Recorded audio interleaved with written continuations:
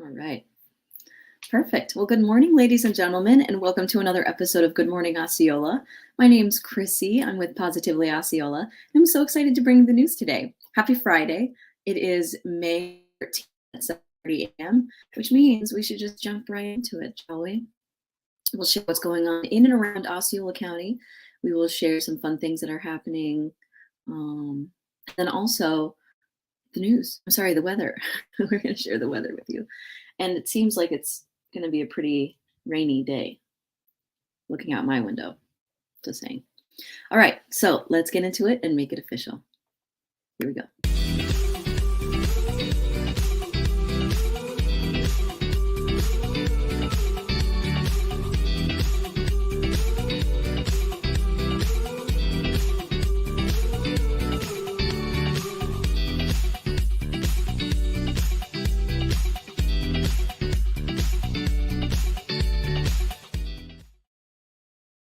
Excellent. So it's official. It's time to jump into this episode of Good Morning Osceola. And if you haven't already, please make sure you are liking, subscribing, following Positively Osceola on whatever platform you want to watch. We are on Facebook, we're on Twitter, we're on YouTube. I mean, you name it, we're most likely on it. So, and if you're watching live, pop in the comments. I'll say hi. All right, let's jump into it. Leadership skills aren't just valuable for adults. Children who learn leadership early and cultivate this skill are more independent, more responsible, and more prepared for higher grade levels. But how can parents nurture the development of leadership skills? Huntington Learning Center can help. During Huntington Learning Center's next free how-to webinar, they will share tips for parents to encourage their children to embrace leadership skills from a young age. These skills will help them mature as students and prepare for college. The webinar will cover why leadership is an important skill for children of all ages, how leadership skills benefit your child, activities students can do over the summer to build their leadership skills for elementary, middle, and high school students, and how Huntington can help students over summer build leadership skills and become better students. Register today at huntingtonhelps.com/webinar. So super easy to register. And again, they're free. So, well, good morning, David. Thank you so much for saying hi. I love that. Love seeing your name pop up there. Anyone else watching? We should say hello to them too. Okay. So we need to congratulate Orlando Health because they got amazing ratings recently. So a company called the Leapfrog Group, which is a national hospital rating service, has awarded all Orlando Health legacy hospitals with A ratings. This is a huge deal. Orlando Health has been such an integral part of my life, like personally, and my family's health. So I know most of you have experienced the excellence they bring to patient care and safety as well. So congrats, Orlando Health. Here's to many more years with fantastic grades. And I think they mentioned that a hospital that they have in Claremont is like getting an A for the 8th time in a row, which is awesome. So congratulations to them. Osceola Arts is certain to wow the community with its upcoming production of John Logan's Red, under the direction of Osceola's own Donald Roop. John Logan's Red is an intense and exciting look at abstract expressionist Mark Rothko. After landing the biggest commission in the history of modern art, he and his assistant unveil a portrait of an artist's motivation and vulnerability, all while creating his ultimate work. Red is recommended for a mature audience due to some explicit language. Red will run from May 6th through May 22nd, and with showtimes on Fridays and Saturdays at 7:30 p.m. and Sundays at 2. There will be an additional matinee on Saturday, May 21st at 2 p.m., which will be an American Sign Language interpreted performance. Tickets are $28 each, with student, senior citizen, and group rates available. So make sure you check it out. Yeah, and that is going to be such an interesting show to see. So if you haven't already seen it, make sure you go see it.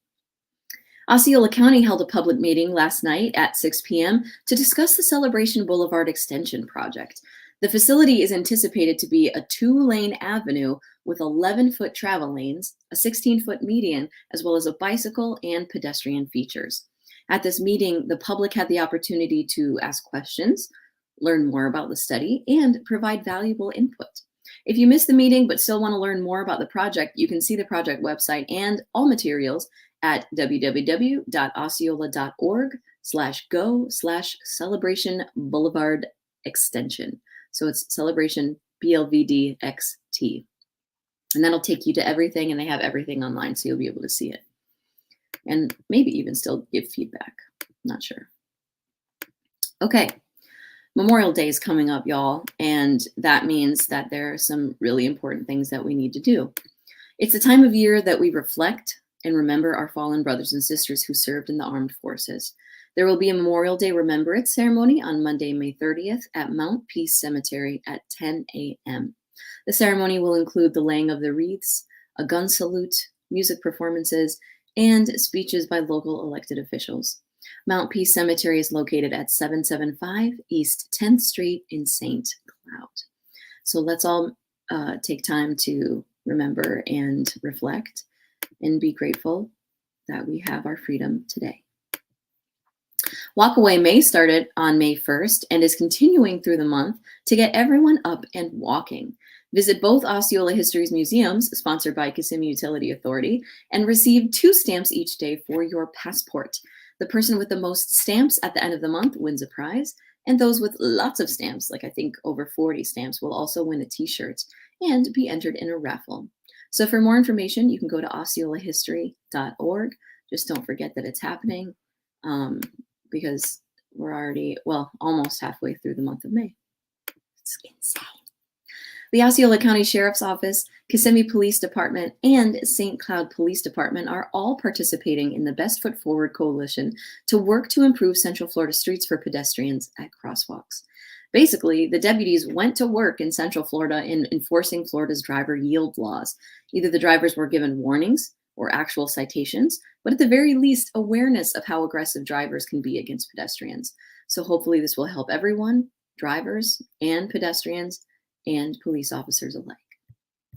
So good stuff changing. All right, let's give you some weather before we wrap it up this morning.